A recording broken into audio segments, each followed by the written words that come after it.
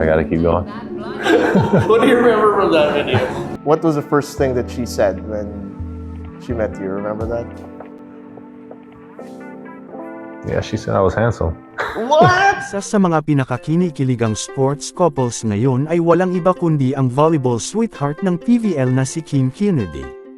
At ang Gilas Pilipinas heartthrob na si Saint Dwight Ramos. Shout out kay Papa Saint Dwight Ramos. Ang pogi mo. Pero sa gitna ng magkaibang mundo ng volleyball at basketball, paano nga ba nagsimula ang kanilang matamis na pag-iibigan?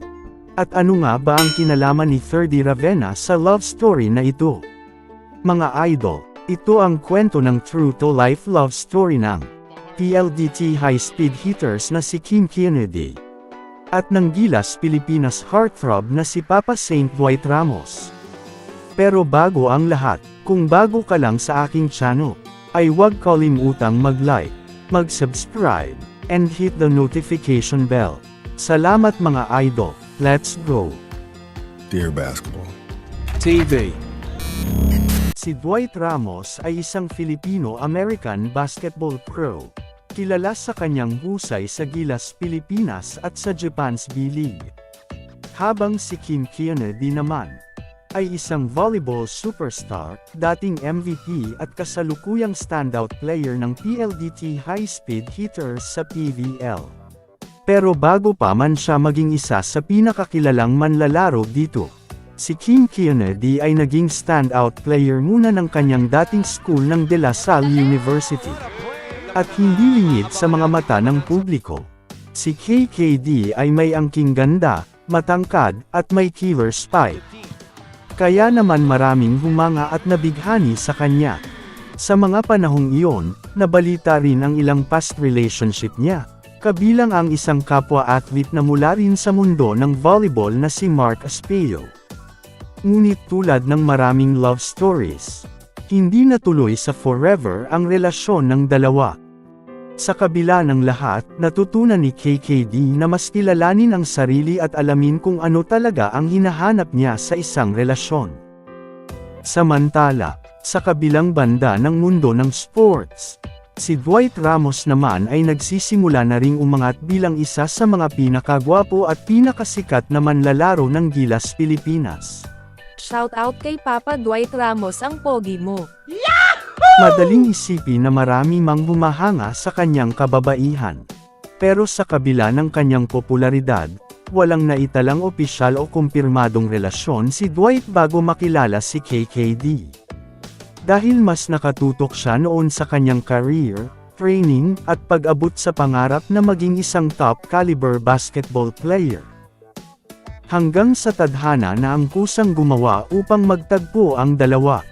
Dahil noong unang linggo ni Papa Dwight sa Pilipinas, wala siyang ideya na sa isang simpleng gabi ay magbabago ang direksyon ng kanyang buhay. Dumating siya dito sa bansa upang maglaro para sa Ateneo Blue Eagles. Ngunit dahil sa pandemya, hindi yun natuloy. Sa halip, lumipat siya sa Japan B-League upang maghasik ng kagwapuhan. Upang maglaro para sa team ng Lev Anga Hokkaido. Isang gabi, inimbitahan siya ng kaibigan at Gilas teammate na si Ferdy Ravenna, upang tuklasin ang nightlife ng Maynila. Masayang gabi ng tawanan, musika, at ilaw, hanggang sa isang sandali. Ipinakilala ni Ferdy Ravenna si Dwight sa isang babaeng mag-iiwan ng marka sa puso niya, na si Kim Kennedy. At ayon kay Dwight, may kakaibang kislap siyang agad naramdaman nang makita niya si KKD. Dagdag pa niya, bago pa man sila nagkausap, lumapit si KKD kay Ferdy at nagtanong, "Sino yun?" "My friend Dwight," ang sagot ni Ferdy. Kinabukasan, naglakas loob si Dwight na magpadala ng mensahe sa Instagram. At mula sa isang simpleng hi, nagsimula ang isang kwento ng pagkakaibigan na nauwi sa pag-iibigan. Nagsimula ang kanilang relasyon noong June 2020.